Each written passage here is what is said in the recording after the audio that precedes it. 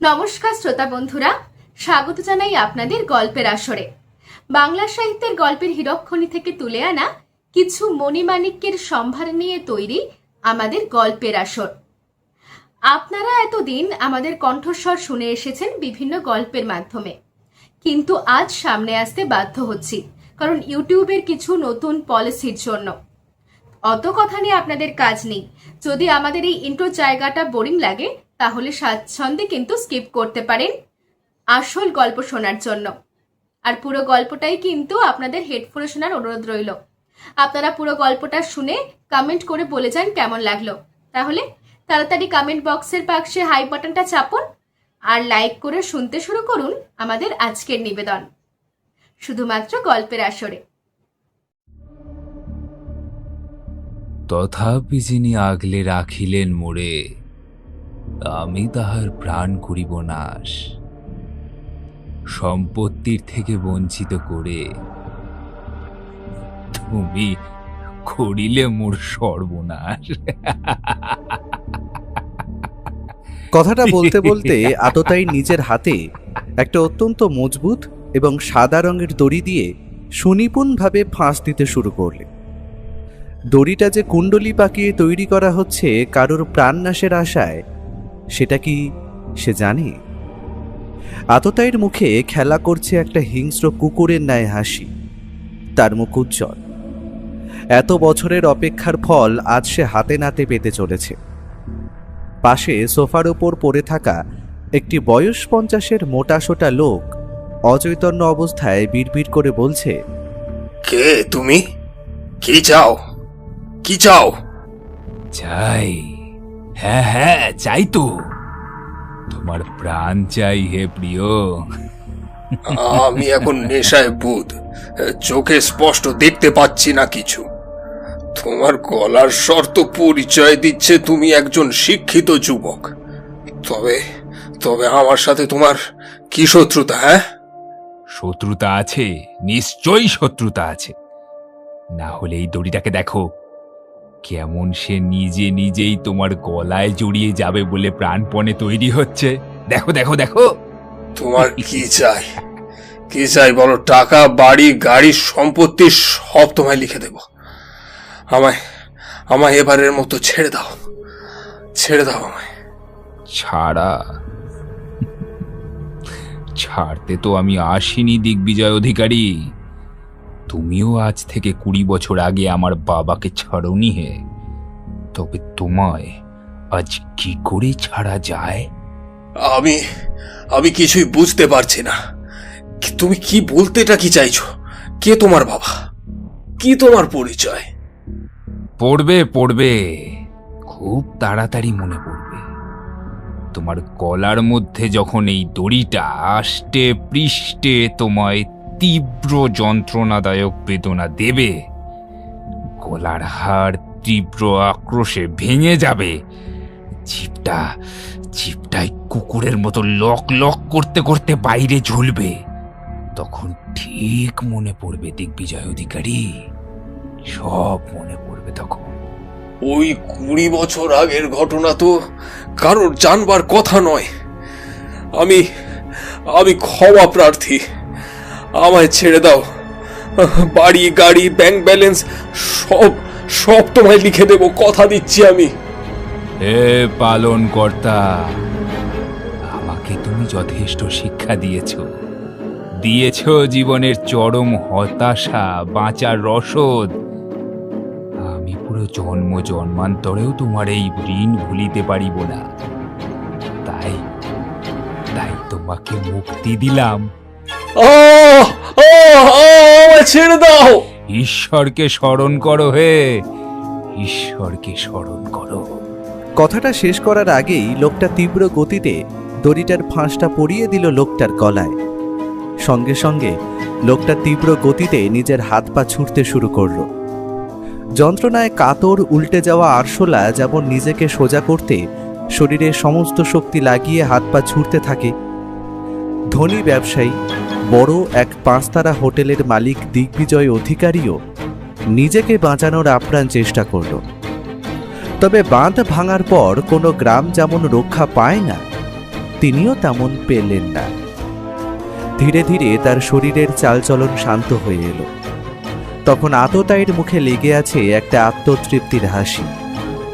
বাঘ যেমন নিজের শিকারকে খুবলে খাবার পর আত্মতৃপ্তির হাসি হাসে, এটাও যেন তেমনটাই। করিলে মোর সর্বনাশ।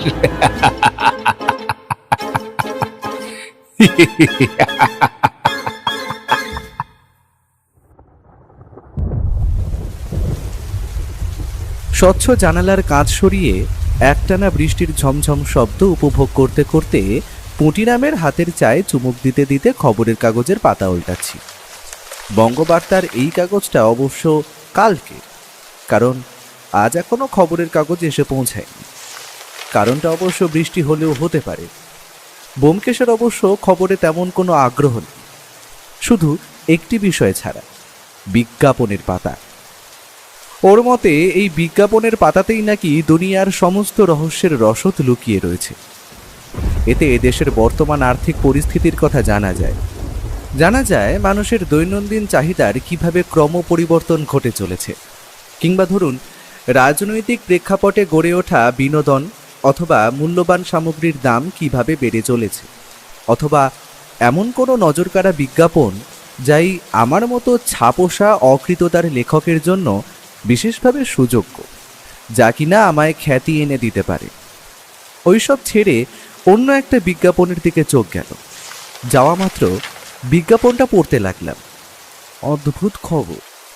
মাছে ভাতে বাঙালি নামক 5 তারা হোটেলের মালিক দিগ্বিজয় অধিকারী তার নিজের বাগান বাড়িতে আত্মঘাতী হয়েছেন। হত্যার কারণ অবশ্য গলায় ফাঁস লাগিয়ে সিলিং দিয়ে ঝুলে পড়ার কথা বলা হয়েছে। ভদ্রলোকের বয়স লেখা হয়েছে প্রায় 50 বছরের কাছাকাছি। টাকা পয়সার কোনো অভাব না থাকলেও এমন আত্মহত্যার কারণ যে কি সেটা পুলিশ অনুমান করতে পারছে না। তবে শেষে একটা নতুন ব্যাপার উদ্ধার করে পুলিশ। মৃত্যুর আগে লোকটা নাকি নিজের দ্বিতীয় পক্ষের স্ত্রীকে নিজের ফোন থেকে ছোট একটা মেসেজ করে, যেখানে লেখা ছিল তিনি এই জীবন শেষ করে দিচ্ছেন। বিজ্ঞাপনের গোটা ফিরিস্তি শুনে ও মুচকি হেসে সিগারেটে টান দিয়ে বলল, ভাইয়া, বিজ্ঞাপনের খবরটা শুনে একটু খারাপ লাগছে, কারণ না মাছে ভাতে বাঙালি নামক এই হোটেলটা খুব জনপ্রিয় আমাদের কলকাতার মানুষের কাছে তো বটেই, তবে বিদেশিরা বাইরে দিয়ে এলে তারাও সেই হোটেলেই খাবার খেতে পছন্দ করতেন। আমি কয়েক মাস আগে একটা পার্টিতে আমন্ত্রিত হয়ে সেখানে গিয়েছিলাম। সত্যি অত্যন্ত সুস্বাদু মাছের উপকরণ সব, তার মধ্যে সর্ষে ইলিশটার কথা তো আর বললামই না। এক কথায় বলা যায় মাছে ভাতে বাঙালি নামটা সার্থক, এরা আমাদের বাঙালি খাবারকে বিশ্বের কাছে এগিয়ে দিচ্ছিল। খবরটা শুনে মর্মাহত হলাম, কারণ এই সমস্ত বড় ব্যবসা মালিক না থাকলে শেষ হয়ে যাবার চিন্তা থাকে একটা। আমারও তাই মতামত। তবে নিজে গিয়ে একবারও খাওয়া হলো না, এটাই যা দুঃখ। খবরটা তো কাল বেরিয়েছিল, এতক্ষণে আশা করা যায় হোটেল কর্তৃপক্ষ হোটেল বন্ধ করে দিয়েছে। ভাইয়া, তোমার ওই ইচ্ছে বোধ করি পূরণ হলো না আর। হ্যাঁ, আমারও তাই বিশ্বাস। কিন্তু ভাগ্যদেবী যদি একটুকু আমার ওপর সদয় হতেন। আর কি বলি। কি আলোচনা হচ্ছে দুই বন্ধুতে ঠাকুরপো? ভাগ্য টাগ্য কি যেন একটা শুনলাম। তা বিয়ে টিয়ে করতে মন চাইলো নাকি? রক্ষে করো হে বৌঠান, রক্ষে করো। এমনিতেই নিজে কি কাল খাবো তার কোনো হিসেব নেই, তুমি আবার সাথে আরেকজনকে বেঁধে দিচ্ছ। তুমি যতই পালাবার চেষ্টা করো না, আরে তুমি বিয়ে করলে আমি তো রান্নাঘরে একটা বন্ধু পাই নাকি? তোমরা তো দুজন সারাদিন চোর ডাকাতের খুনি নিয়ে ব্যস্ত থাকো। আরে বাবা, বাড়িতে তো একটা কথা বলারও লোক চাই। তা বলে তুমি আমায় হাড়ি কাঠে মাথা দিতে বলবে বৌঠান? একদমই ঠিক ঠাকুরপো, তোমার এই চিরকুমার ব্রত আমাকেই ভাঙতে হবে যে। কথাটা শেষ করার আগেই বাইরে একটা ভারী জিপের শব্দ শোনা গেল রাস্তায়। ব্যোমকেশ সেটা শুনে হাসি হাসি মুখ নিয়ে বলল, বিধুবাবুর জিপ, আর সিঁড়িতে দুটো পায়ের শব্দ, সুতরাং তিনি সঙ্গে করে কাউকে এনেছেন। একটা নতুন কেস পা ফেলে সিঁড়ি দিয়ে উঠে আসছে মনে হচ্ছে। ভাইয়া, পুটিরামকে বলো 4 কাপ চা বসাতে। ওর অনুমানই সঠিক হলো। ঘরের দরজা খোলার সাথে সাথেই প্রবেশ করলেন বিধুবাবু এবং একজন বয়স 40-এর ভদ্রলোক। দুইজনেই নমস্কার জানিয়ে ওর দিকে তাকিয়ে আমি ওনাদের সোফায় বসতে বললাম। দুইজনেই সেখানে বসলে। তা ব্যোমকেশ, তোমায় তো দেখছি বেশ ভালোই দিন কাটাচ্ছ, কেস টেস তেমন একটা হাতে নেই নাকি? বিধুবাবু, আপনি যদি এই অধমকে ভুলে যান তাহলে আর কিভাবে নতুন কেস পাবো বলুন? আমি তো সর্বদা নিজেকে সত্য অনুসন্ধানেই ব্যস্ত রাখতে চাই। কেউ যদি আর না ডাকে কি করি বলুন? সেই জন্যই তো এই ভদ্রলোককে তোমার কাছে নিয়ে এলাম। উনি তোমার কাছে সাহায্য প্রার্থী, তবে ওনার কেসটা অত্যন্ত গুরুত্বপূর্ণ এবং তাড়াতাড়ি সমাধান করা চাই কিন্তু ব্যোমকেশ। লালবাজারে বড়বাবু থাকতে দ্রুত সমাধানের জন্য আমার কাছে ব্যাপারটা ঠিক হজম হলো না কিন্তু বিধুবাবু। আমি সবটা বুঝিয়ে বলছি ব্যোমকেশ বাবু। নমস্কার, আমার নাম রাজেন বসু। বয়স প্রায় 46-এর কাছাকাছি। আমি আজ আপনার কাছে উপস্থিত হয়েছি আমার মেয়ের জন্য। মেয়েটাকে আমি পাচ্ছি না ব্যোমকেশ বাবু। আজ থেকে নয়, পরশুদিন রাত থেকে। আপনাকে আপনাকে যে করেই হোক ওকে খুঁজে দিতে হবে। কথাটা বলতে বলতে ভদ্রলোকের গলার স্বর জড়িয়ে এলো। বুঝলাম তিনি নিজের মেয়ের চিন্তায় নিজেকে আর সামলাতে পারছেন না। রাজেনবাবু, আপনি শান্ত হন। এ সময় আপনাকে সব থেকে বেশি শক্ত হতে হবে। আমি সবটা শুনতে চাই, কি কি ঘটেছে। পুরো ঘটনা না জানলে কিছুতেই আপনাকে কিন্তু আমি সাহায্য করতে পারবো না। আপনি যতটা জানেন ততটা খুলে বলুন আমায়। আমি নিজের সাধ্যমতো চেষ্টা করব আপনার মেয়েকে খুঁজে বের করার। আসলে আমার মেয়ে সুনন্দা বসু কাজ করতো একটি বড় 5 তারা রেস্তোরাঁয়। সেই হোটেলটির কথা আপনারাও হয়তো বহুবার শুনেছেন। আমার মেয়ে সেখানে হোটেল ম্যানেজারের পিএর কাজ করত। হোটেলটি ছোটখাটো নয়, শহরের মধ্যে সব থেকে বড় নামকরা হোটেল। বিভিন্ন রকম মাছের জন্যই সেই হোটেল সব থেকে বিখ্যাত ছিল। তবে যদিও এখন সেটি বন্ধ, এটির কারণেই কি আমার মেয়ে নিখোঁজ হয়েছে সেটাই ধরতে পারছি না। পুরো কথাটা শোনার পর থেকেই ওর মাথায় কেমন যেন একটা ভ্রুকুটি লক্ষ্য করলেন। সে এক মুহূর্ত সময় নষ্ট না করে তৎক্ষণাৎ বলে উঠল, রাজেনবাবু, আপনি কি কোনোভাবে 5 তারা হোটেল মাছে ভাতে বাঙালির কথা বলতে চাইছেন? যদি সেটা হয়ে থাকে তার থেকে বড় বিপদ আর কিচ্ছু নয়। কারণ আমি আগের দিনের পেপারটা দেখার সুযোগ পাইনি, তবে আজকে যখন আমার বন্ধু সেটি যখন খোলে এবং পড়ে, তখন একটি অদ্ভুত বিজ্ঞাপন আমাদের চোখে পড়ে। তার মধ্যে প্রথম হলো, মাছে ভাতে বাঙালির মালিক বা ম্যানেজার তিনি আত্মহত্যা করে মারা গেছেন। সুতরাং আপনার মেয়ে যখন সেখানে কাজ করত, আমার বিশ্বাস ওনার মৃত্যুর সঙ্গে আপনার মেয়ের কোনো না কোনো সম্পর্ক আছে। না হলে কোনোভাবেই একটি আত্মহত্যার পরে আপনার মেয়ের নিখোঁজ হওয়া সহজ কথা নয়। আর আপনি বলতে চাইছেন আপনার মেয়ে নিখোঁজ হয়েছে পরশুদিন, তাই তো? নিউজ পেপারে আত্মহত্যা ব্যাপারটা ছেপেছে কালকে। সুতরাং আপনার মেয়ে সেই দিন থেকেই নিখোঁজ। আমরা সকাল সকাল সেই রেস্তোরাঁর খবর পড়ছিলাম, তবে সঙ্গে সঙ্গেই যে সেই রেস্তোরাঁর সঙ্গে জড়িত থাকা রহস্য উদ্ঘাটনের জন্য আমাদের ডাক পড়বে সেটা কখনো কল্পনাও করতে পারিনি। আপনার মেয়ের বয়স কত আর সে কোথায় থাকতো? আমার মেয়ের বয়স পুরোপুরি 25 বছর। আগের বছর অবধি ও ব্যাঙ্গালোরে একটা অন্য কোম্পানিতে চাকরি করত। তারপরেই হঠাৎ করে ঠিক করে কলকাতায় চলে আসবে। তারপর এখানে এসে ইন্টারভিউ দিয়ে জোগাড় করে এই হোটেল ম্যানেজারের পার্সোনাল অ্যাসিস্ট্যান্টের চাকরি দিই। ম্যানেজারের বয়স 50 বছর হলে কি হবে? দিগ্বিজয় বাবু আমার মেয়েকে অত্যন্ত স্নেহ করতেন। আপনার মেয়ের ব্যাঙ্গালোর থেকে ফিরে আসার কোনো আলাদা কারণ আছে কি? আসলে আমার মেয়ে কোনোদিনই কোনো কিছু লুকায়নি। সেখানে একটি ছেলের সাথে তার প্রেম ভালোবাসার সম্পর্ক গড়ে উঠেছিল। আমরা বাবা মা আর কি বলবো বলুন। মেয়ে এখন প্রাপ্তবয়স্ক। তার ব্যক্তিগত সম্পর্কে হস্তক্ষেপ করার আমাদের কোনো ইচ্ছা ছিল না। তবে সে জানায় যে ম্যাঙ্গালোরের ছেলেটির সাথে তার ছড়াছড়ি হয়ে গেছে, তাই জন্য ইচ্ছে কলকাতায় ফিরে আসার। ব্যাঙ্গালোরে তার আর মন ঠিক ছিল না। আমাদের বাড়ি বিধাননগর, তবে মেয়ে চাকরির জন্য ফ্ল্যাটে থাকতো। কলকাতায় আমার একটি ফ্ল্যাট ছিল। চাকরি পাবার পর সে সেখানেই পাকাপাকিভাবে থাকতে শুরু করে একাই। ওই সপ্তাহে একদিন বা ছুটির দিন সে বাড়ি আসতো, বা আমরা দুজনেই তার কাছে যেতাম দেখা করতে। আচ্ছা রাজেনবাবু, একটা কথা বলুন তো, যে ছেলেটির সঙ্গে আপনার মেয়ের সম্পর্ক ছিল সে কি কোনোভাবে প্রতিশোধ নেওয়ার চেষ্টা করতে পারে?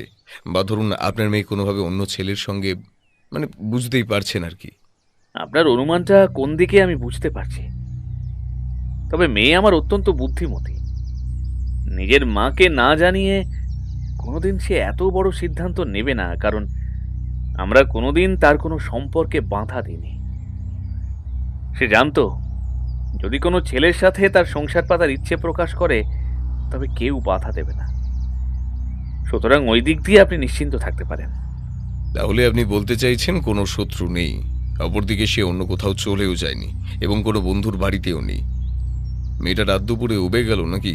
হ্যাঁ, কিছু তো একটা গন্ডগোল আছে, হিসেব যে মিলছে না। আচ্ছা বিধুবাবু, আমরা ধরে নিচ্ছি মেয়েটি অপহরণ বা নিখোঁজ হয়েছে, এর সঙ্গে কি কোনোভাবে আত্মহত্যার ব্যাপারটা জড়িত বলে আপনি মনে করছেন? ব্যোমকেশ, আত্মহত্যার দিন আমি এবং আমার পুলিশ বাহিনী নিজে গিয়ে লোকটার তদন্ত করেছি। আমাদের তো এটা সাধারণ আত্মহত্যাই মনে হয়েছে। আপনি লাশটা নিজের চোখে দেখেছেন বলছেন, তবে তো আপনাকে কয়েকটা প্রশ্ন করার দরকার আছে। স্বাচ্ছন্দ্যে করতে পারো। আচ্ছা বিধুবাবু, আপনি সেদিন যে লাশটা দেখতে গেলেন তখন নিশ্চয়ই লাশটিকে সিলিং ফ্যানের সঙ্গে ঝুলতে দেখেছেন। লাশটির গলার দড়ির ফাঁস সামনের দিকে ছিল না উল্টো দিকে? হঠাৎ এই প্রশ্ন কেন বুঝতে পারলাম না। আমার যতদূর মনে পড়ছে উল্টো দিকে ছিল। তুমি কি আত্মহত্যার ব্যাপারটা সন্দেহ করছো নাকি? বিধুবাবু, আপনি ভুল করছেন। এটা কোনোভাবেই একটি আত্মহত্যার ব্যাপার হতে পারে না। এই ঘটনার পোস্টমর্টম রিপোর্ট কোথায়? আত্মহত্যা না অন্য কিছু? বা তুমি বলতে চাইছো যে খুন? সেটা তো আর পোস্টমর্টেম রিপোর্ট না দেখা অবধি বলা যাবে না ব্যোমকেশ। রিপোর্ট আমরা কখন পাবো আশা করছেন? আমি কিন্তু কেসটার মধ্যে গভীর কোনো ষড়যন্ত্রের গন্ধ পাচ্ছি বিধুবাবু, আর এই ঘটনার সঙ্গে সুনন্দা অপহরণের ব্যাপারও জড়িয়ে থাকতে পারে। সবটাই কিন্তু আমাদের খুঁজে বার করতে হবে অতি শীঘ্রই। আপনারা যা করবেন করুন, কিন্তু আমার মেয়েকে কোনোভাবে খুঁজে দিন। রাজেনবাবু, ভেঙে পড়ার কিছু নেই, তবে এক্ষেত্রে আপনাকে আমি একটা কথা বলতে পারি। আপনি শুধুমাত্র আমার কাছে এসে যে পুরো ব্যাপারটা লুকোতে চাইছেন সেটা আমি বুঝতে পেরেছি। কম বয়সী মেয়ে, তার উপর এত বড় ঘটনা, সেটি মেয়েটির ভবিষ্যতের জন্য খারাপ। তবে আমি বলি কি, আমি এবং পুলিশ একসঙ্গে এই কেসটির তদন্ত আমরা করতে চাই। লোক জানাজানি হবেই, তাতে কিচ্ছু করার নেই। আমরা ব্যাপারটা যতটা পারবো গোপনীয় রাখার চেষ্টা করব। ঠিক আছে ব্যোমকেশ বাবু, আপনারা আপনাদের কাজ শুরু করে দিন। আপনি খারাপভাবে নেবেন না রাজেনবাবু। আসলে পুলিশের কাছে এমন অনেক পদ্ধতি বা যন্ত্র আছে যার দ্বারা আপনার মেয়েকে অতি সত্বর খুঁজে পাওয়া সম্ভব, যেটা আমার পক্ষে অসম্ভব। আর এখন আপনার মতে আপনার মেয়ের উদ্ধার হওয়াটা আগে জরুরি। দুই দিক দিয়ে তদন্ত হলে সেটা আপনার জন্যই মঙ্গলজনক।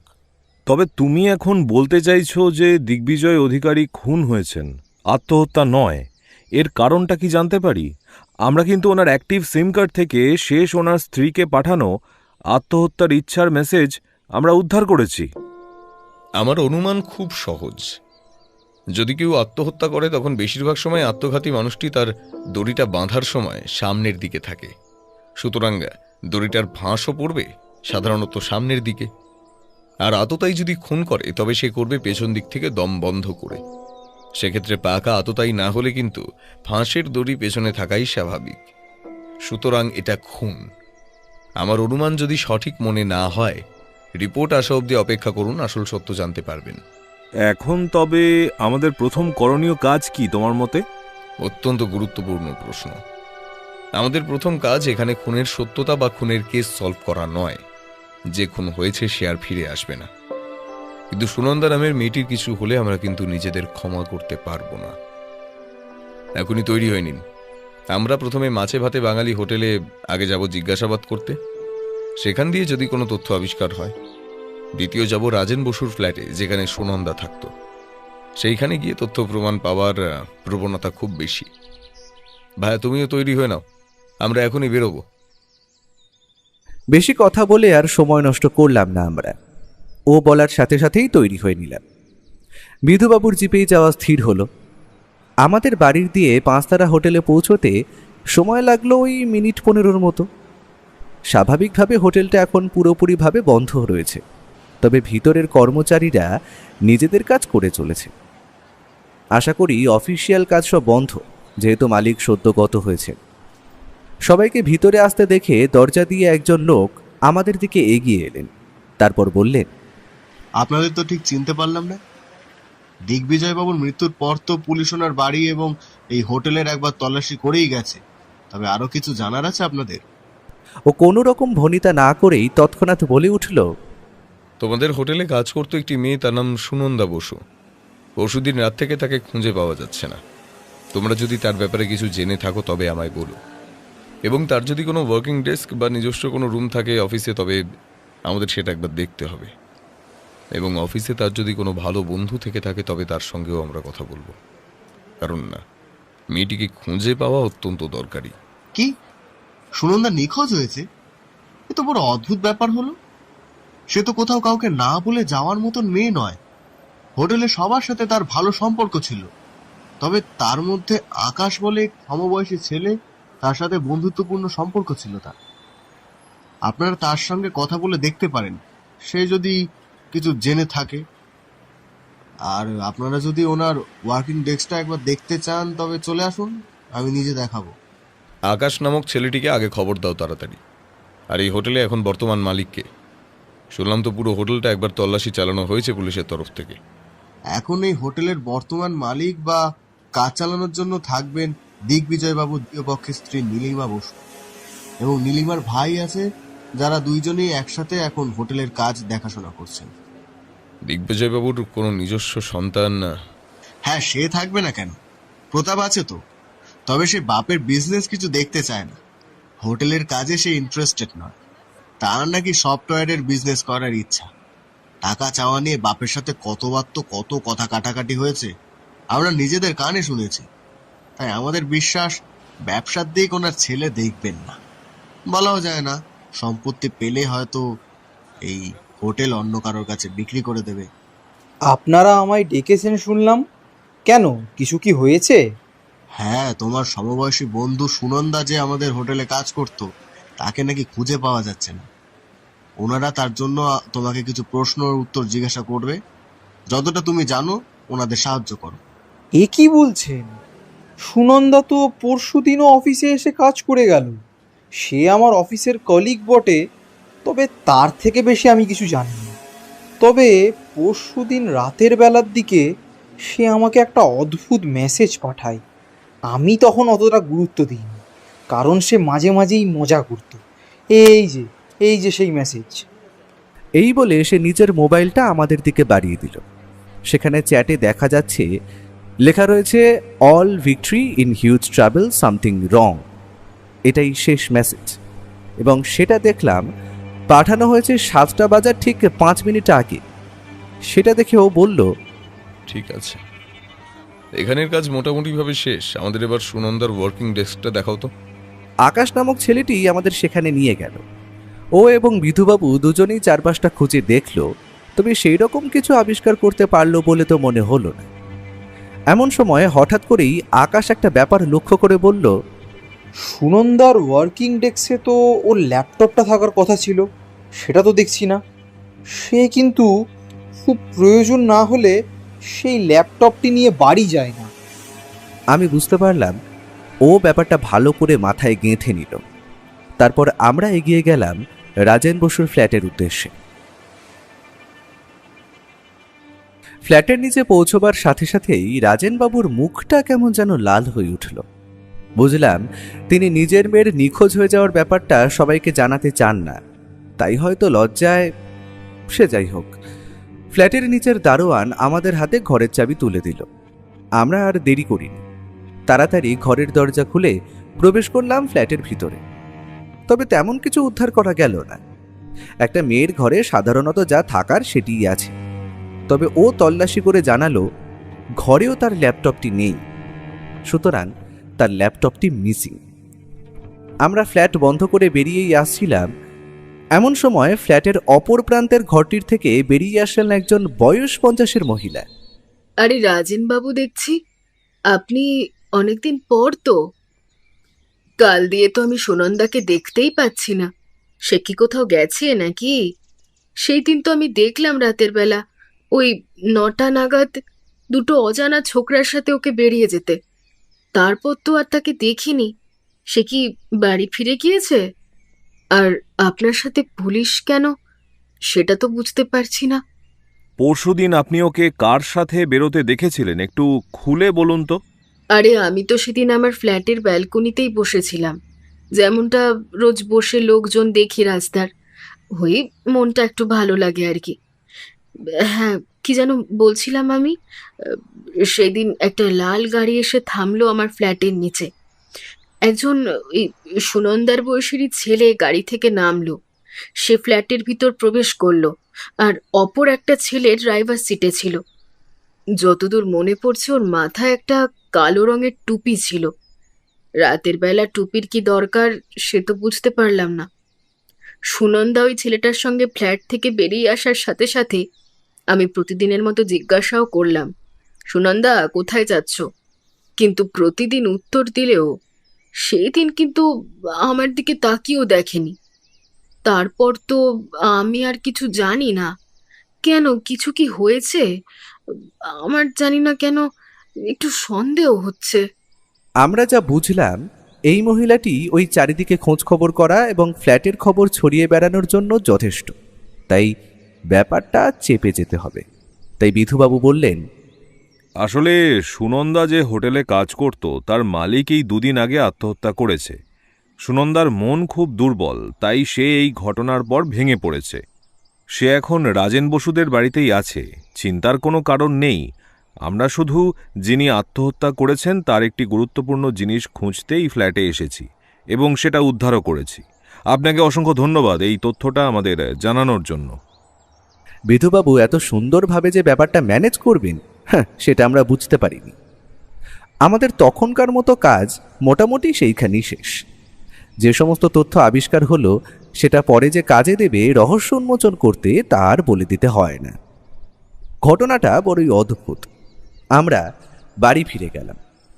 তবে রাতের দিকে বিধুবাবুর কাছ থেকে ফোন এলো যে পোস্টমর্টেম রিপোর্ট এসেছে।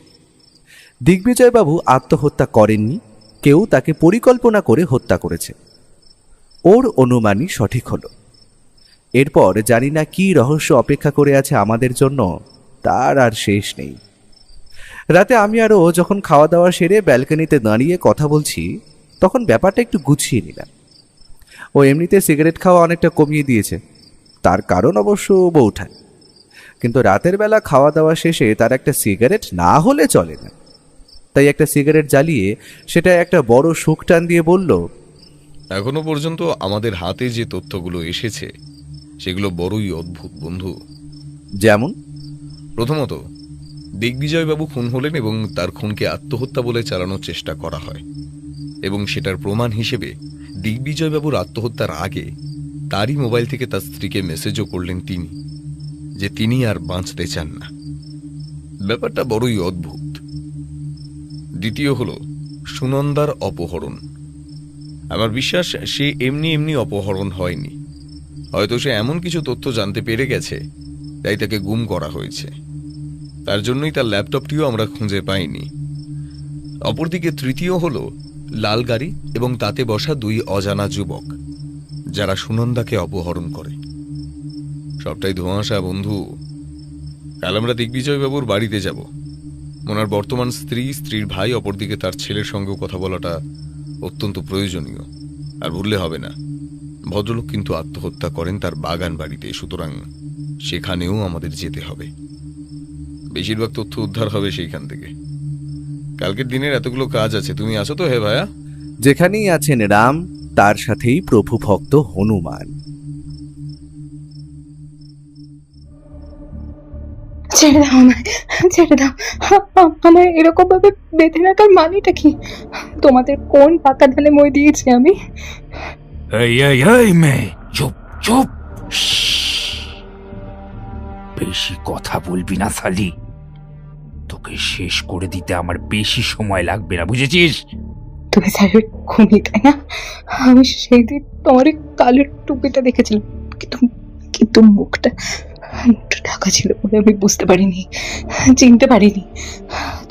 তোমায় বিশ্বাস করে তোমার সাথে গাড়িতে আসাটা আমার সব থেকে বড় ভুল। তুমি একজন চোর, খুনি, লম্পট, বেয়াদব।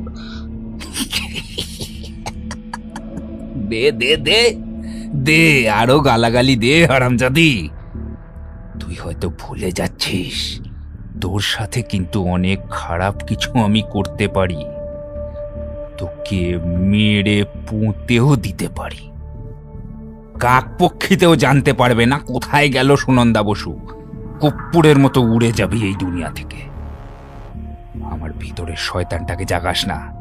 খেতে দিচ্ছি, খা, জ্বালাস না আমাকে। স্যারকে তো শেষ করেছো, তাহলে তোমার আর আমার থেকে কি চাই? আমায় ছেড়ে দাও না। তোকে ছেড়ে দিলে যে আমি ফেঁসে যাব। তুই নিজের চোখে সবটা দেখেছিলি, তাই তো? আমি জানি, আমি জানি, আমি জানি। সময় আসুক, চিন্তা নেই।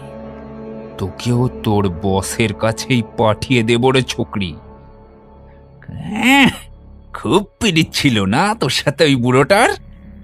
দ্বিতীয়বার একটা কম বয়সী মেয়ের সাথে বিয়ে করেও বুড়োর রস মেটেনি, আবার তোর সাথেও? তাই না, তাই না? নষ্টা মেয়ে ছেলে। মুখ সামলে কথা বলো। উনি আমার পিতার মতো স্নেহ করতেন। স্নেহ দেখাচ্ছে? স্নেহ? সব শালা তোকে খাবার ফাঁদ পাচ্ছিল ওই বুড়ো। ওকে তুই কতটা চিনিস? সেই ছোট থেকে দেখছি আমি। লজ্জা করে না তোমার? লজ্জা? হ্যাঁ, লজ্জা?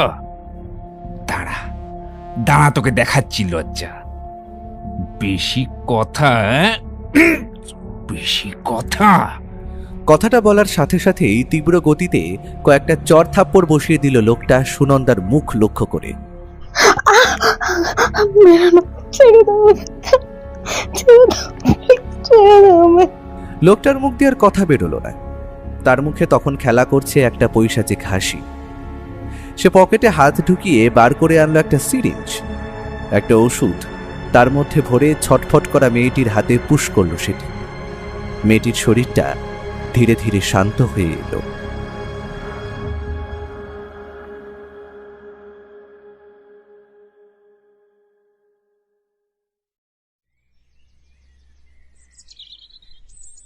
সেদিন সকাল সকাল ঘুম ভাঙল পাখিদের কলকাকলিতে। ও আগে উঠেই তার সমস্ত যোগ ব্যায়ামের কাজ সেরে নিয়েছে। আমি উঠে তার কাছে গিয়ে একটা বড়সড় হাই তুলে বললাম, তা ভায়া, প্রথমে কোন দিকে যাবে বলে ঠিক করলে? এখনো অবধি ইচ্ছে আছে বেলা 10টা নাগাদ দিগ্বিজয় অধিকারীর বাগান বাড়ি, যেখানে ওনার মৃত্যু ঘটেছিল, সেই স্থানে দারোয়ানের সঙ্গে কথা বলা দরকার। এতটা পাহারা থাকা সত্ত্বেও অতটাই অনুপ্রবেশ ঘটল কিভাবে? বুঝলাম। আর তারপরেই আশা করি আমরা যাব দিগ্বিজয় অধিকারীর দ্বিতীয় পক্ষের স্ত্রী নীলিমা অধিকারীর সাথে কথা বলতে, তাই তো? আমার হিসাব বলে আজ রবিবারও আছে, সুতরাং আমরা দিগ্বিজয়বাবুর ছেলে প্রতাপবাবুর সঙ্গেও দেখা হওয়ার সম্ভাবনা রয়েছে। আর নীলিমা দেবীর ভাই তো আশা করি ওই বাড়িতেই আছেন। অপরদিকে বাড়ির সমস্ত কর্মচারীদেরও বয়ান নেব। তার জন্য তো পুলিশের সাহায্য লাগবে হে। বিধুবাবু আমাদের সঙ্গে ওই 11টা নাগাদ দেখা করবেন। আমরা একসঙ্গেই দিগ্বিজয়বাবুর বাড়িতে যাব, তাতে কাজটা সহজ হবে। তোমার কি বিশ্বাস সুনন্দা নামের মেয়েটিকে অপহরণকারীরা সঠিকভাবে রেখেছে তো? তার কোনো ক্ষতি হোক সত্যিই আমরা চাই না। রাজায় রাজায় যুদ্ধ হয়, উলুক আগ্রার প্রাণ যায়, আবার কি? আমার বিশ্বাস সে খুনের ব্যাপারে অদ্ভুত তথ্য আবিষ্কার করেছিল, তাই জন্য তাকে সরিয়ে দেওয়া হয়েছে। তবে আমরা ঠিক তাকে উদ্ধার করব। আমরা সকালের খাবার এবং চা খেয়ে তৈরি হয়ে বেরিয়ে পড়লাম একটা ট্যাক্সি নিয়ে দিগ্বিজয়বাবুর বাগান বাড়ির উদ্দেশ্যে।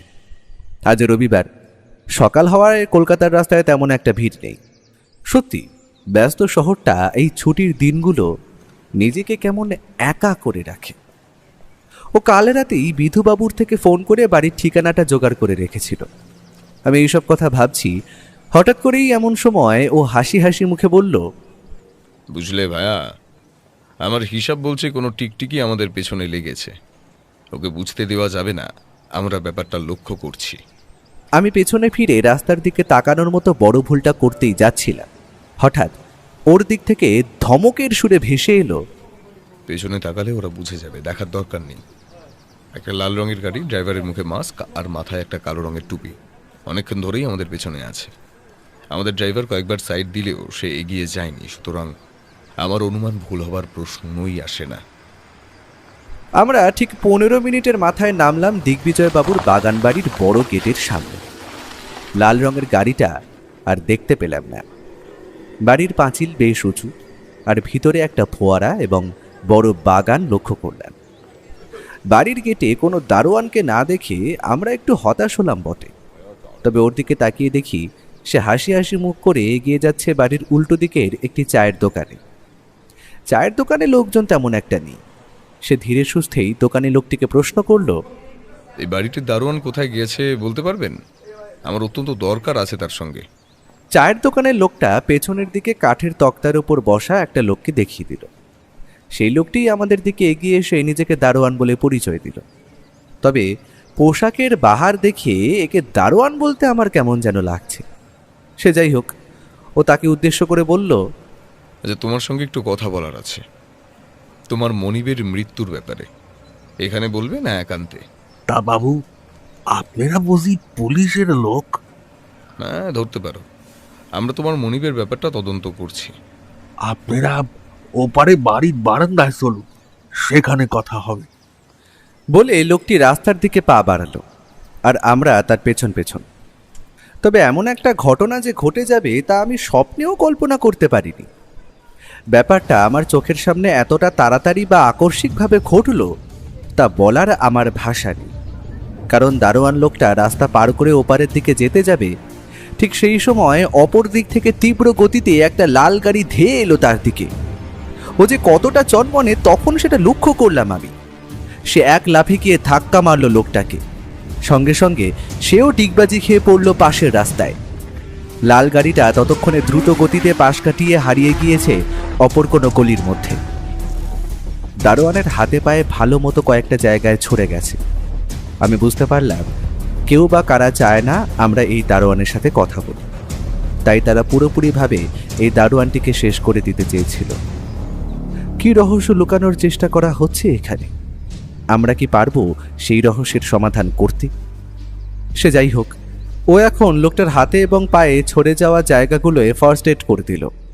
একটা মলম এবং হালকা জল খেয়ে লোকটা একটু ধাতস্থ হয়েছে। এতক্ষণ সে একটা ভয়ের ঘোরের মধ্যে ছিল। হয়তো মৃত্যুকে এতটা কাছের থেকে সে কোনোদিন দেখেনি। ও সময় নষ্ট না করে তার উদ্দেশ্যে প্রশ্ন করল, তোমার মনিব যে খুন হলো তার খবর কি তুমি রাখো? সেদিন তো তুমি পাহারায় ছিলে, তাই না? তোমায় টপকে এতটাই অনুপ্রবেশ করে খুনটা করলো কিভাবে? পুলিশের সন্দেহের তালিকায় তুমিও কিন্তু আছো। যদি কিছু জানো বলে ফেলো, না হলে হাজতবাস থেকে কিন্তু কেউ আটকাতে পারবে না। এ কি বলছেন বাবু? মনিব তো খুন হয় নাই, তিনি তো আত্মহত্যা করেছেন। আর আমি মুখ্য সূক্ষ্ম মানুষ, কিছুই জানি না। সকালে ডিউটি করতে আসি, বিকালের মধ্যেই কাজ শেষ করে ফিরে যাই। পুলিশের পোস্টমর্টম রিপোর্ট এসে গেছে, ওনাকে কেউ খুনই করেছে, এটা প্রমাণিত। তুমি থাকতে খনিতে প্রবেশ করা মানে এটা তো তোমার গাফিলতির জন্য, এবং এসবের জন্য তো তোমার জেলও হতে পারে। দারোয়ান লোকটা এবার কাঁদো কাঁদো গলায় বলল, বাবু, আমি কি করব বলুন? মনিব তো যেমনটা মাঝে মাঝেই আসতেন এই বাড়িতে, তেমনই এলেন সেই দিনও। আমার ডিউটি ততক্ষণে শেষ। এর পরের রাতের দারোয়ান তখন আসতে আধা ঘন্টা বাকি। মনিব প্রতিদিনের মতো আমায় আনতে পাঠালেন। মানে পানীয়। বুঝতেই পারছেন, কাজ শেষে আমি বকশিস কিছু উপরি পাই এই কাজের জন্য। তাই আধা ঘন্টার জন্য বাবুকে বাড়িতে রেখে আমি বেরিয়েছিলাম একটু। আর সেই আধা ঘন্টার মধ্যে খুনি লুকিয়ে প্রবেশ করেছিল বাড়ির ভেতরে, আর সে লুকিয়েছিল বাড়ির কোনো কোনায়। তুমি কাজ শেষ করে বেরিয়ে যাওয়ার পর হয়তো কাজটা সারে সে। তা মনিবের আত্মহত্যার খবরটা যখন তুমি পাও তখন তুমি কোথায় ছিলে? কাজ শেষ করে বাড়ি যাই আমি, তারপর একটু তাস পিটাইতে বের হই। লাশ তো আবিষ্কার করে রাতের দারোয়ান, সেই পুলিশকে ফোন করে ডেকে আনে। আমি এর মধ্যে নেই বাবু, আমি যা জানি সবটা আপনাদের বললাম। আমায় ছেড়ে দিন এবার। ঠিক আছে, এখন জানলাম, তবে কাজ ছেড়ে বা শহর ছেড়ে পালাবার চেষ্টা করো না, তাতে তোমারই মঙ্গল। আজুটি কেমন? তুমি এই ওষুধগুলো লাগাতে থাকো, সেরে যাবে। আমরা বাড়ির গেটটা খুলে বাইরে বেরিয়ে আসতেই দূরের গলিতে আবার লক্ষ্য করলাম সেই লাল গাড়িটাকে। আমাদের দেখেই সে গলির মধ্যে দ্রুত গতিতে মিলিয়ে গেল। ও খালি হাসি মুখে বলল, চায়ের দোকানে চলো, ওখানে একটা সিগারেট ধরি, একটু চা খাই। ততক্ষণে আশা করি বিধুবাবু জিপ নিয়ে চলে আসবেন, তারপর একসঙ্গে দিগ্বিজয়বাবুর বাড়ির দিকে যাওয়া যাবে। কোন দারোয়ানের কথা শুনে কি বুঝলে? একটা ব্যাপার খুব স্পষ্ট, যে লোকটা খুন করেছে সে দিগ্বিজয়বাবুর উপর নজর রাখছিলেন, বা তার কাছের কেউ। কারণ দিগ্বিজয়বাবু ঠিক কোন সময় বাগান বাড়িতে আসেন এবং দারোয়ান কতটুকু সময় বাড়ির বাইরে থাকে সবটা সে জানত। দারোয়ানও তো এই ব্যাপারে জড়িয়ে, আততায়ীকে সাহায্য করতে পারে। কথাটা উড়িয়ে দেওয়া যায় না, তবে আমি মানুষ চিনি, এটা ঘটার সম্ভাবনা খুবই কম। আর এই গরিব মানুষগুলোর কাছে টাকা কম থাকতে পারে, তবে এদের মতো বিশ্বস্ত মানুষ কিন্তু খুব কম হয়। যাই হোক, দেখা যাক। ওই তো বিধুবাবুর জিপ আসছে। বিধুবাবুর জিপে করে আমরা পৌঁছলাম দিগ্বিজয়বাবুর নিজস্ব বাড়িতে। রাস্তায় আস্তে আস্তে ও বিধুবাবুকে বলল, বিধুবাবু, আমার বিশ্বাস আমাদের উপর কেউ নজর রাখছে। একটু আগে সে আমাদের জখমও করার চেষ্টা করে। একটা লাল রঙের গাড়ি এবং মুখে মাস্ক পরা, কালো টুপি পরা লোক। তার মানে বলছো গাড়িটার উপর নজর রাখবো, তাই তো? ওটাকে ধরা আমাদের পক্ষে কোনো ব্যাপার নয়। না, একদমই না। এই কাঁচা কাজটা করবেন না, কারণ প্রথমত যে আমাদের ফলো করছিল সে সতর্ক হয়ে যাবে, অপরদিকে আপনি তাকে ধরলেও প্রমাণের অভাবে ছেড়ে দিতে বাধ্য হবেন। সুতরাং আমাদের পাকাপাকিভাবে কাজটা করতে হবে। দিগ্বিজয়বাবুর এই বাড়িটা দেখে বুঝলাম ওনার টাকা পয়সার কোনো দিক থেকেই কোনো অভাব ছিল না। গ্যারেজে এবং বাইরে মোট মিলিয়ে 7 থেকে 8টা গাড়ি দাঁড়িয়ে থাকতে দেখলাম। বিধুবাবু আসবেন আগে থেকেই ফোন করে দিয়েছিলেন। আমরা বাড়ির ভেতর গিয়ে বৈঠকখানায় বসতেই একজন কম বয়সী ছেলে আমাদের দিকে এগিয়ে এলো। প্রতাপবাবু, কোথাও বেরোচ্ছেন নাকি? ও, আপনারা এসেছেন। আসলে আমি ঠিক খেয়াল করতে পারিনি। হ্যাঁ, তা বলুন, কিসের জন্য আগমন শুনি?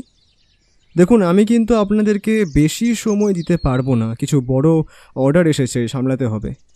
বাবা মারা যাওয়ার সঙ্গে সঙ্গেই আপনি দেখছি ব্যবসার হাল নিজের হাতে নিয়ে নিয়েছেন। আপনাকে তো ঠিক চিনলাম না, আর দেখে তো পুলিশের লোক বলেও মনে হচ্ছে না মিস্টার। এই অধম একজন সত্যান্বেষী, আপনারা যাকে পোশাকি ভাষায় গোয়েন্দা বলেন। কি দিনকাল পড়েছে। বলি, পুলিশের আজকাল বুদ্ধির বড্ড অভাব পড়েছে নাকি, যে ভাড়াটে গোয়েন্দাদের দিয়ে কাজ করাতে হচ্ছে। বিধুবাবু এবং ও দুইজনেই অপমানটা স্রেফ হজম করে নিল। ও বলল, আপনার বাবার মৃত্যুতে তো দেখছি আপনি তেমনভাবে শোকাহত নন, তো এটার কারণ কি জানতে পারি? আর ব্যবসার অর্ডার বলতে আপনি কি হোটেলের কথা বলছেন? জানতো, আপনার মতো এমন টিকটিকি রোজ দেখি আমি। দেখুন, আমার সময় নষ্ট করবেন না, ঠিক আছে? প্রতাপ, তুমি আর একটাই রকম কথা বললে আমি ভুলে যাব তোমার বাবা দিগ্বিজয় অধিকারী ছিলেন। রাস্তা দিয়ে হাতকড়া পরিয়ে টানতে টানতে থানায় নিয়ে যাব, সেটা ভালো হবে না আশা করি। আর সবথেকে বড় কথা হলো, তোমার বাবা যে খুন হয়েছেন সেই খবর কি তুমি রাখো? উনি এটি আবিষ্কার করেছেন প্রথম। ছেলেটা এবার একটু নরমভাবে বলল, আমায় ক্ষমা করবেন, কিন্তু বাবা খুন হয়েছেন এটা কি করে হতে পারে? পোস্টমর্টেম রিপোর্ট তাই বলছে, তাই আমাদের সরাসরি তদন্তে নামতে হচ্ছে। আর এই বাড়ির সবাইকে আমাদের সাথে কথা বলে সাহায্য করতে হবে কেসটার জন্য। আমার আগের দুটো প্রশ্নের উত্তর কিন্তু আমি এখনো পাইনি প্রতাপ। দেখুন, বাবার মৃত্যুতে আমার একটুও শোক নেই। তার অনেক কারণ রয়েছে। প্রথমত, উনি আমার মায়ের অ্যাক্সিডেন্টে মৃত্যুর পর একজন আমার বয়সী মেয়েকে বিয়ে করে ঘরে আনেন, আর তখন থেকেই আমার ওনার ওপরে বড্ড রাগ জন্মায়। আর আমি কোনোদিনই বাবার ব্যবসায় আসতে চাইনি। তিনি জোর করে আমাকে ওটায় চাপাতে চাইতেন, কিন্তু আমার ইন্টারেস্ট সফটওয়্যার নিয়ে। আমি সেটার জন্য বাবার কাছে টাকাও চেয়েছিলাম, আর তিনি তা রিফিউজ করেন। আপনি বলুন না, এত কিছুর পরেও আমার রাগ হওয়াটা কি স্বাভাবিক নয়? আর সব থেকে বড় কথা হলো, আমার ওই লোকটার ওপর থেকে জানি না কেন একদম ভক্তি উঠে গিয়েছিল। সুতরাং ওনার কোনো ব্যাপারে আমি ইন্টারেস্টেড নই। হ্যাঁ, মৃত্যু ঘটেছে এবং আমি কিছু টাকা হাতে পেয়েছি, আর তাই দিয়েই একটা নিউ বিজনেস স্টার্ট করছি। তার মানে আপনি আপনার বাবার হোটেলের ব্যবসা পুরোপুরিভাবে ছেড়ে দিচ্ছেন? হ্যাঁ, বলতেও পারেন, কারণ দেখতেই পাচ্ছেন এখন সেইগুলো সবই বাবার ওই দ্বিতীয় পক্ষের স্ত্রী আর ওনার ভাই অংশুর। আমি নিজে আমার যা সম্পত্তি তা পুরোটাই বুঝে নিয়েছি, তবে বাবাকে হাত করে ওরা কখন যে হোটেলটা নিজের নামে লিখিয়ে নিয়েছে সেটা আমি জানতাম না, ঠিক আছে? ওকে, সো আমার কাছে এখন আর সময় নেই, তো আমি কি আসতে পারি? এখনকার মতো জিজ্ঞাসা শেষ, তবে ভবিষ্যতে দরকার পড়তে পারে। ধন্যবাদ প্রতাপ বাবু। বাড়ির ওই দুজনের সঙ্গে একটু বুঝে কথা বলবেন, ঠিক আছে? আমার বিশ্বাস ওরাও কিন্তু বাবাকে সম্পত্তির জন্য খুন করতেই পারে। আসতে পারি? মহিলার কথাটা শোনার সঙ্গে সঙ্গে প্রতাপ হনহন করে বেরিয়ে গেল। বুঝলাম মহিলার সাথে ওনার সম্পর্ক তেমন একটা ভালো নয়। আসুন আসুন নীলিমা দেবী, প্রথমেই জানিয়ে রাখি আপনার স্বামীর কিন্তু আত্মহত্যায় মৃত্যু ঘটেনি, তিনি খুন হয়েছেন, আর আমরা সেটারই তদন্তের জন্য এখানে এসেছি। দেখুন, এটা অসম্ভব। কারণ কয়েকদিন থেকেই ওর স্বভাবটা কেমন অস্বাভাবিক লাগছিল। বারবার বলছিল যে ও নাকি কি একটা পাপ করেছে। বারবার পুরনো স্ত্রীর কথা খুব চিন্তা করছিল, তার জন্য খুব ড্রিঙ্কও করছিল। সুতরাং মনের অবস্থা যে তেমন একটা ভালো ছিল না সেটা তো আর বলতে লাগে না আলাদা করে। আমি অনেকবার ওকে বুঝতে চেষ্টা করেছিলাম, কিন্তু তাতে ব্যর্থ হই। এবং শেষে ওর ফোন থেকে যে শেষ আত্মহত্যার মেসেজটা, ওটা আমি পাই। সুতরাং আমি মনে করি না যে এটা কোনো খুন। আমার বিশ্বাস যে আপনাদের কোনো ভুল হচ্ছে। হ্যাঁ নীলিমা দেবী, সেটা হলেও হতে পারে। আচ্ছা, আপনাকে কটা প্রশ্ন। মানে ধরুন, আপনাদের তো বয়সের এতটা পার্থক্য ছিল, তবে বিয়ে করার মানে? কেন? কোনো কম বয়সী মেয়ের সঙ্গে কোনো বেশি বয়সের পুরুষের কি বিয়ে হতে পারে না? দেখুন, বিদেশে গিয়ে তারা কতটা উন্নত। আর ওর সঙ্গে আমার কয়েকটা বিজনেস পার্টিতে দেখা হয়েছিল, তারপর থেকে সম্পর্ক গড়ে ওঠে, আর তারপরেই বিয়ে। আপনার ঘরে এত যে ছবি দেখছি নাচ এবং গানের, আপনি কি কোনোভাবে? হ্যাঁ, একদম ঠিক ধরেছেন। আমি নাচ গান দুটোই করি, আর আমার ইচ্ছেও আছে যে একটা নাচ এবং গানের স্কুল খুলব। হয়তো এবার সেদিকেই স্বপ্নটা বাস্তবায়িত করব। ওই যে গিটারটা দেখছি, ওটা খুব সুন্দর তো। আপনি গিটারও বাজান? খুব ট্যালেন্টেড তো আপনি। ওই আর কি। আচ্ছা, আপনারা বসুন, আমি ভাইকে ডেকে দিচ্ছি আর চা নিয়ে আসছি, কেমন? মহিলা উঠে যাওয়ার সাথে সাথেই ঘরে প্রবেশ করলেন একজন বয়স 87 পুরুষ। ইনি যে নীলিমা দেবীর ভাই তাতে কোনো সন্দেহই নেই। ও কিন্তু সেই দিকে কোনো নজর নেই, কারণ সে একটা দেওয়ালে ঝোলানো ফটোগ্রাফের দিকে দেখছে। ওটা দিদির লাস্ট বার্থডের ছবি, যেখানে সবাই উপস্থিত ছিলেন। জামাইবাবুকে দেখুন, এখানে কত হাসি খুশি মনে হচ্ছে। একটা জলজন্ত মানুষ কিভাবে যে এই সিদ্ধান্তটা নিলেন, আর কি বলি। এটা কে? বলে ও অঙ্গুলি নির্দেশ করলো ছবির একজন লোকের দিকে। লোকটার শরীরের গঠন বেশ ভালো, তবে মাথা জোড়া টাক। ওটা জামাইবাবুর দাদার ছেলে অরুণ। সে এখানে থাকে না, কয়েক মাসের জন্য দেশে এসেছে। শেষবার আমি তাকে দেখি দিদির বার্থডে পার্টিতে। শুনেছি সে নাকি আমেরিকায় থাকে। ছোট থেকে জামাইবাবুই নাকি তার সমস্ত দায়িত্ব নিয়েছিলেন। এখন অবশ্য দেশে ফিরে গিয়েছেন, আশা করি। ঠিক আছে, আমাদের যা জানার জানা হয়ে গেছে। আজও ঠিক, কেমন? ধন্যবাদ। বিধুবাবু উঠুন। ও যে মাঝে মাঝেই কি হয় তা ওই জানে। আমি এবং বিধুবাবু উঠে পড়লাম। আমরা বাড়ি ফিরে এলাম, তবে ও কয়েকটা বিষয়ে খোঁজ নিতে বলল বিধুবাবুকে। বাড়ি গিয়ে খাওয়া দাওয়া সেরে যখন একসাথে দুজন মিলে বসলাম, কয়েকটা প্রশ্নের উত্তর তখনও আমার মধ্যে গিজগিজ করছে। তাই জন্য আর অপেক্ষা না করে ওর উদ্দেশ্যে সেগুলো করেই ফেললাম। আচ্ছা, আমার তো মাথায় কিছুই আসছে না। প্রথমত মেয়েটা, মানে সুনন্দাকে তো আমরা এখন উদ্ধার করতে পারলাম না। অপরদিকে খুনের ব্যাপারটা আরো বেশি জটিল লাগছে। আর কে সেই লাল গাড়ির চালক যে আমাদের পেছনে নজর রাখছে? প্রতিটা চরিত্রের কথা যখন ভাবছি, সবগুলোই কেমন যেন গুলিয়ে যাচ্ছে।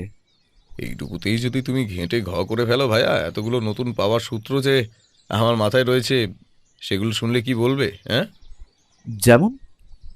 তুমি কি জানো, আমার সন্দেহ তালিকা দিয়ে কাউকেই বাদ দিই না। যেমন প্রতাপ, সে বাপের কাছ দিয়ে টাকা চেয়েছিল, কিন্তু দিগ্বিজয়বাবু তাকে নতুন ব্যবসা করার জন্য টাকা দেয়নি। সুতরাং তার যদি বাবার উপর আগে দিয়ে রাগ অথবা ক্ষোভ থেকে থাকে, যেটা ছিল, সেও কিন্তু দিগ্বিজয়বাবুকে খুন করতে পারে। তার সম্পত্তি পাওয়ার লোভে। অপরদিকে নীলিমা এবং তার ভাই অংশু দুজনেই এই হোটেলের ব্যবসাকে নিজের মতো করে হাতিয়ে নেওয়ার চেষ্টা চালাচ্ছিল। তারা যদি পুরোপুরিভাবে এই হোটেলটিকে হাতে নিতে চায় তাহলে তো দিগ্বিজয়বাবুকে সরিয়ে ফেলতেই হয়। তার মানে এখন তুমি বলতে চাইছো সন্দেহের তালিকায় 3 জন, তাই তো? প্রথমত প্রতাপ, দ্বিতীয়ত অংশু এবং তৃতীয়ত নীলিমা। তুমি ভুলে যাচ্ছ ভাইয়া, একজন কিন্তু এখনো নিখোঁজ। ধরো সুনন্দা কোনোভাবে তার মালিককে হত্যা করে গা ঢাকা দিয়েছে, তাই আমরা তাকে খুঁজে পাচ্ছি না। এ তোমার কেমন যুক্তি? এটা কেমন যেন মানতে পারছি না। দাবা খেলার প্রতিটা চালকে ক্রস চেক করাটা যেমন অত্যন্ত জরুরি, তেমনি তদন্তের ক্ষেত্রে কোনো ক্লুকেই উড়িয়ে দেওয়া চলে না। কারণ সুনন্দা এবং আমাদের দিগ্বিজয়বাবু দুজনেরই কিন্তু ল্যাপটপ উধাও। আমার বিশ্বাস এই ল্যাপটপ দুটিতে এমন কিছু তথ্য ছিল যা আমাদের অত্যন্ত কাজে দেবে। হ্যাঁ, সে বুঝলাম, তবে পুরো ব্যাপারটাই না আমার মাথায় কেমন জট পাকিয়ে যাচ্ছে। আমি আন্দাজ করতে পারছি কিছুটা, তবে প্রমাণের অভাবে কিছুই সরাসরিভাবে বলতে পারছি না। যেমন গিটারটা। কথাটা শেষ করার আগেই আমাদের ঘরের টেলিফোনটা বেজে উঠল। সেটা লাউডস্পিকারই ছিল, তাই কথা শুনতে তেমন একটা অসুবিধেই হয়নি। বিধুবাবুর ফোন। ব্যোমকেশবাবু, আপনি এখনো ঘুমাননি তো? দুটো চাঞ্চল্যকর তথ্য আমরা উদ্ধার করতে পেরেছি। আমার মনে হয় এগুলো কোনো না কোনোভাবে এই কেসটার সাথে ভীষণভাবে জড়িত। আপনি এই তথ্যগুলো একবার শুনে দেখুন, আমার মনে হয় সেটি আপনার তদন্তে অত্যন্ত সাহায্য করবে। হ্যাঁ বিধুবাবু, অপেক্ষা না করে তাড়াতাড়ি বলে ফেলুন। কোনো কিছুই আমাদের বাদ দিলে কিন্তু চলবে না। একটু আগে পুলিশের সাইবার ক্রাইমের টিম থেকে আমাদের কল এসেছিল। সেখানে আমাদের দিগ্বিজয়বাবুর ফোনটি পরীক্ষা করার জন্য পাঠানো হয় এবং সেখান থেকেই উদ্ধার হয় এই চাঞ্চল্যকর তথ্যটি। যে সিম কার্ডটি দিয়ে দিগ্বিজয়বাবু নিজের স্ত্রীকে শেষ আত্মহত্যা করার মেসেজটি পাঠান, সেটা কিন্তু তার ফোনে ইনসার্ট করা ছিল না। সিমটি একটি অন্য ফোনে ইনসার্ট করে মেসেজটি করা হয়। তার মানে আপনি বলতে চাইছেন যে মেসেজটি আপনারা ফোন মেমোরিতে না, সিম মেমোরি থেকে উদ্ধার করেছেন, আর মৃত্যুর আগে সেই সিমটি অন্য ফোনে স্থানান্তরিত করা হয়েছিল। Very strange. প্রথম তথ্য গেল এটা। তারপরও আরেকটি তথ্য আবিষ্কার করেছি আমরা।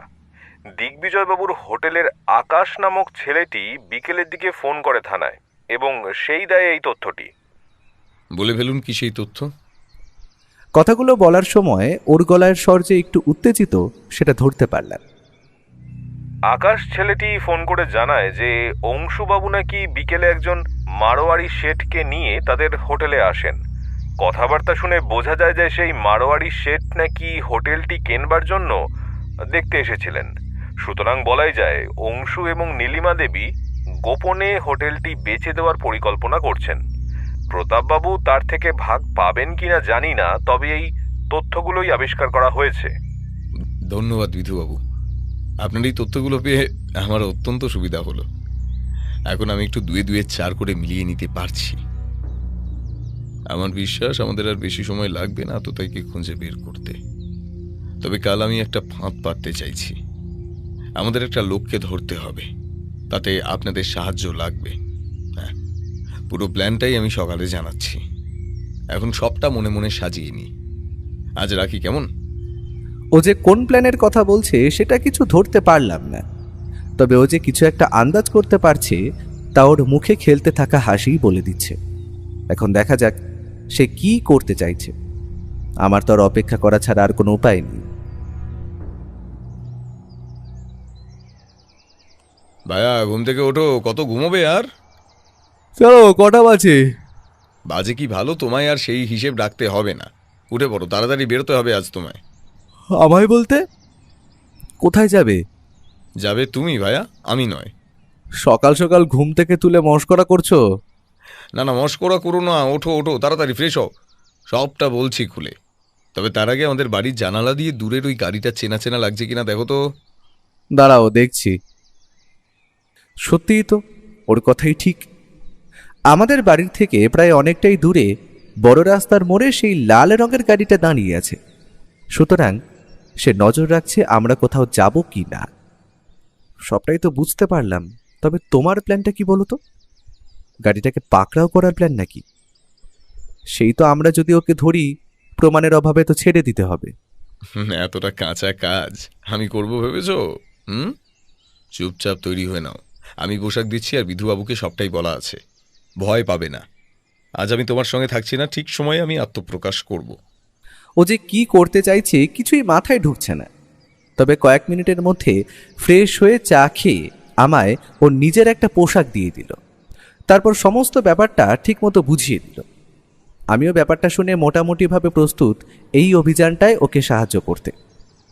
ওর বলা কথা মতো আমি খাওয়া দাওয়া শেষ করতেই আমাদের বাড়ির বাইরে একটা পুলিশ জিপ দাঁড়িয়ে থাকতে দেখলাম। সেটাই যে বিধুবাবু থাকবেন না তা আগে থেকেই ঠিক করা ছিল। আমি তাড়াতাড়ি একাই গাড়িতে উঠে বসলাম। সাথে সাথেই কম বয়সী পুলিশ ছোকরা ধীরে ধীরে জিপ স্টার্ট দিল। আমাদের গাড়ি এগিয়ে চলল বড় রাস্তার দিকে। সবটাই আগে দিয়েই ঠিক করা ছিল।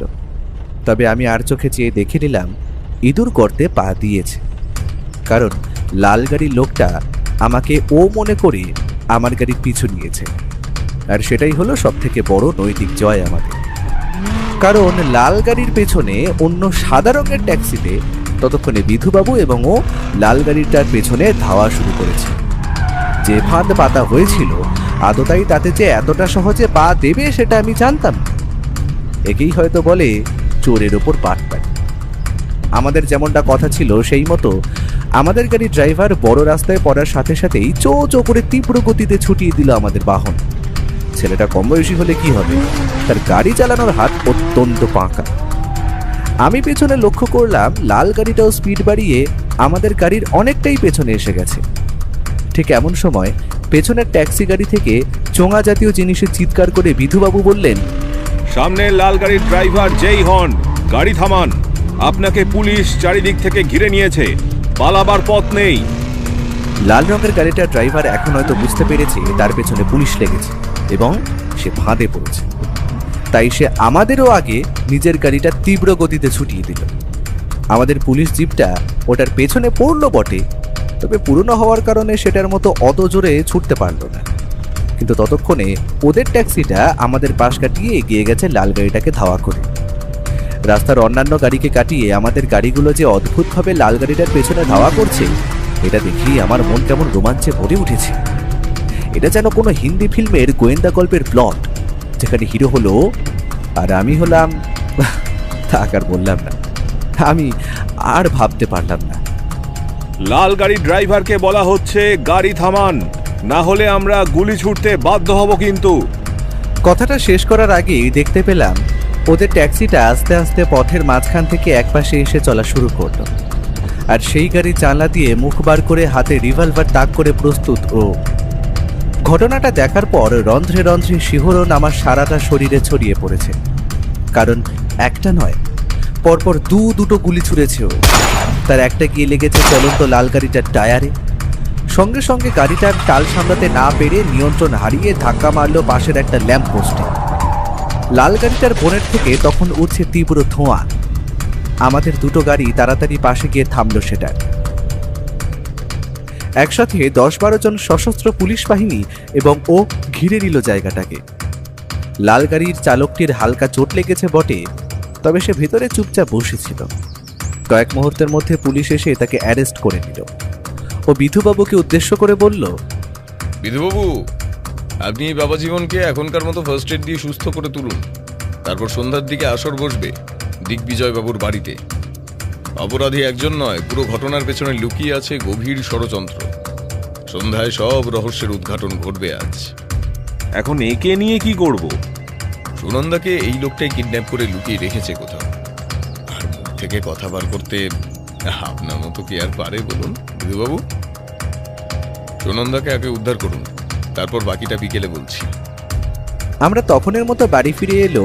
মনের মধ্যে চলছে হাজারো কালবৈশাখীর ঝড়। ও যে কেন আমাদের হেঁয়ালির মধ্যে রাখে তা আমি কিছুতেই বুঝতে পারি না। সে যাই হোক, এখন সন্ধ্যা হওয়ার অপেক্ষা ছাড়া কোনো উপায় নেই।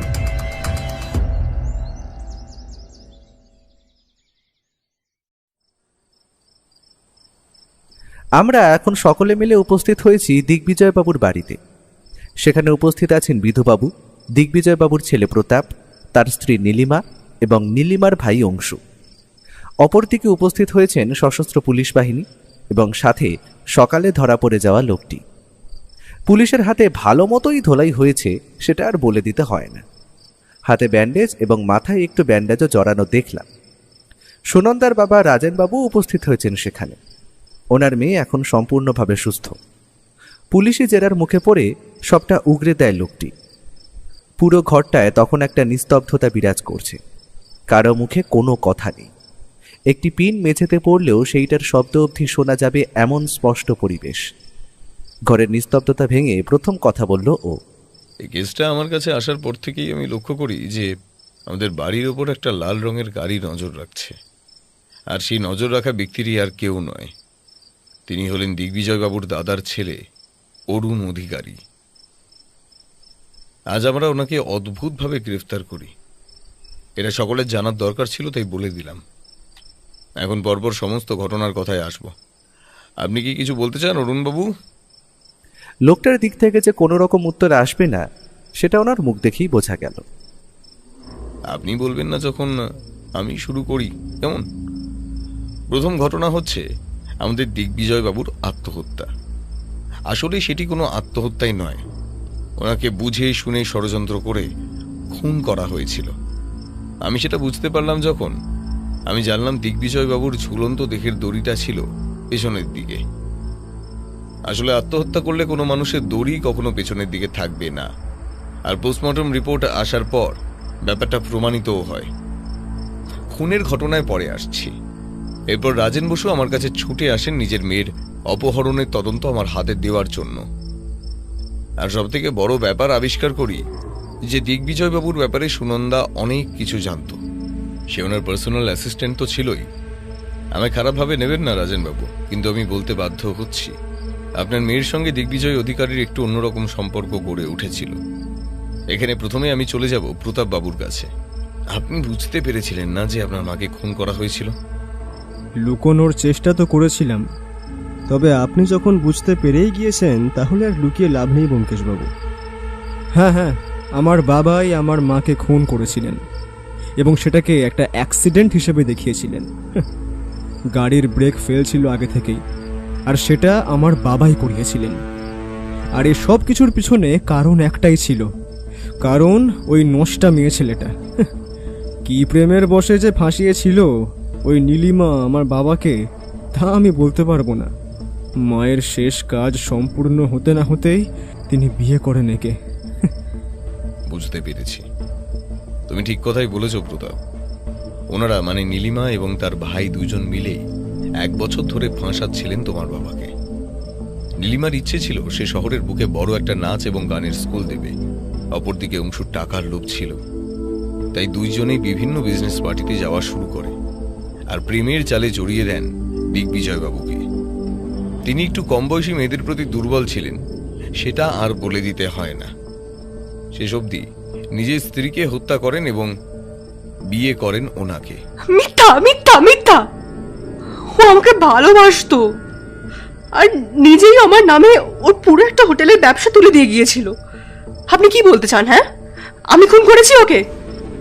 এর কোনো প্রমাণ আছে আপনার কাছে? হ্যাঁ, ঠাকুর ঘরে গিয়ে আমি তো কলা খাইনি। আমি কি একবারও বলেছি আপনারা খুন করেছেন? ধৈর্য ধরুন, সব প্রশ্নের উত্তর পাবেন। তাহলে খুনটা ঘটলো কিভাবে? খুব ভালো প্রশ্ন বিধুবাবু। আমাদের দিগ্বিজয়বাবু রোজ বিকেলে ওনার বাগান বাড়িতে যেতেন ড্রিঙ্ক করতে, আর সেইটারই সুযোগ নেয় আততায়ী। আসলে আততায়ী জানতো যে ওনাকে মারার এর থেকে ভালো সুযোগ আর হবে না। আসলে ছোট থেকেই দিগ্বিজয়বাবুর উপর ওনার অত্যন্ত রাগ এবং ক্ষোভ ছিল। সেই দিনও দিগ্বিজয়বাবু ওনার বাগান বাড়িতে যান ড্রিঙ্ক করতে, আর সেই সময় ঘনিয়ে আসে তার শেষ নিঃশ্বাস। কারণ হিংস্র কুকুরের মতো পেছনেই অপেক্ষা করছিল আততায়ী। আষ্টে পৃষ্ঠে দড়ির ফাঁস জড়িয়ে খুন হন দিগ্বিজয়বাবু। কিন্তু সব থেকে অদ্ভুত ব্যাপার ঘটে সেই স্থানে, কারণ সেই সময় ওনার সঙ্গে ল্যাপটপে মিটিংয়ে ছিলেন সুনন্দা, আর পুরো খুনের ঘটনাটা সে দেখে এবং ছবিও তুলে রাখে তার ডিভাইসে। আর একটা বোকা কাজ করে বসে মেয়েটি। সে সেই প্রমাণ পুলিশকে না দিয়ে দেয় অংশুবাবুকে। সে তো জানতো না যে খুনি নীলিমা এবং তার ভাই তিনজনই জড়িত ছিল এই খুনের পেছনে। প্রত্যেকেরই চাই পুরো সম্পত্তি। এখানে সম্পত্তির পরিমাণ এতটাই বেশি যে তিনজনের সেটা ভাগ করতে অসুবিধা ছিল না। আর সেটা ভাগ বাটোয়ারা হতো লিগ্যাল উপায়, কারণ স্বামীর মৃত্যুর পর বর্তমান স্ত্রী মালিক হবেন। তবে এইখানেই আবির্ভাব হয় এই অধমের। আর আমি কিছু কিছু সূত্র ধরে ফেলি। যেমন আমি খবর পাই অংশুবাবু তলে তলে একজন মারোয়ারি শেঠকে হোটেলটা বিক্রি করে দিতে চাইছিলেন। ওনার হয়তো সেই হোটেলটি চালাতে পারবেন না বলে একটা লিগ্যাল উপায় দেখিয়েই সেটি বিক্রি করে পুরো টাকাটা হাতিয়ে নিয়ে পালাতে চাইছিলেন। তবে হোটেলের একজন বিশ্বস্ত স্টাফ আমাকে এই সূত্রটা জানায়, আর সবটা আমি তক্ষুনি বুঝতে পারি। ব্যোমকেশ, এখনো আমরা এটা বুঝতে পারলাম না যে খুনটা কে করেছে। এবার সবশেষে আসল প্রশ্নের উত্তরের পালা। আচ্ছা অরুণবাবু, আপনি তো আমেরিকায় থাকেন, তবে এখানে এসে আবার ফিরে না যাওয়ার কারণটা কি জানতে পারি? কি বলবেন না? ঠিক আছে, আমি বলছি। ছোট থেকে কাকা সমস্ত খরচ দিয়ে ওনাকে বিদেশে পড়তে পাঠান। তবে এক কানাকড়িও সম্পত্তি যেটা ওনার বাবার অংশে ছিল সেটি তিনি দেননি। তাই রাগে আর ক্ষোভে নিজের কাকাকেই হত্যা করলেন এই অরুণ অধিকারী। আর সব থেকে বড় ইন্টারেস্টিং ফ্যাক্ট হলো উনি ওনার কাকার আত্মহত্যাকে পুলিশের কাছে প্রমাণ করার জন্য কাকার ফোন থেকে আত্মহত্যার মেসেজ পাঠাবেন ঠিক করেন। তবে উনি ফোনের পাসওয়ার্ড জানতেন না, তাই তাড়াতাড়ি সিমটি নিজের ফোনে ইনসার্ট করে মেসেজটি করেন। নিন বিধুবাবু, আপনার সমস্ত আসামি। কি করবেন আপনি দেখুন, আমার কাজ তো শেষ এখানে। সেই দিনের মতো আমরা দিগ্বিজয়বাবুর বাড়ি থেকে ফিরে আসি। তবে পরে জানতে পারি প্রতাপ নিজের বিজনেসও শুরু করার সাথে সাথেই বাবার হোটেলের ব্যবসার হালও নিজেই ধরেছে। মাছে ভাতে বাঙালি হোটেল তার ঐতিহ্য বহন করে চলবে আরও অনেক বছর। তবে প্রতাপবাবুর থেকে ধন্যবাদপত্র আর সাথে যে পরিমাণ টাকাও পেয়েছে তাতে ওর 3 মাস শুয়ে বসে কেটে যাবে।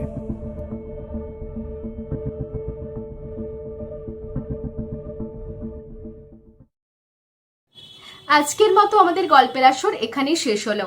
গল্পটা কেমন লাগলো শুনে এবং এইরকম গল্প আরও শুনতে চাইলে কিন্তু কমেন্ট করতে হবে। এর ফলে আমরা আরও তাড়াতাড়ি এইরকম অনেক গল্প আনবো, কথা দিচ্ছি। গল্পটা আশা করি খুব ভালো লেগেছে। আর খুব বেশি ভালো লাগলে আমাদের গল্পের আসরকে সাবস্ক্রাইব করতে ভুলবেন না। না, জোরাজুরি নেই, যদি ভালো লাগে তবেই। তাহলে সবাই খুব ভালোবাসা নেবেন আর অনেক ভালো থাকবেন। নমস্কার।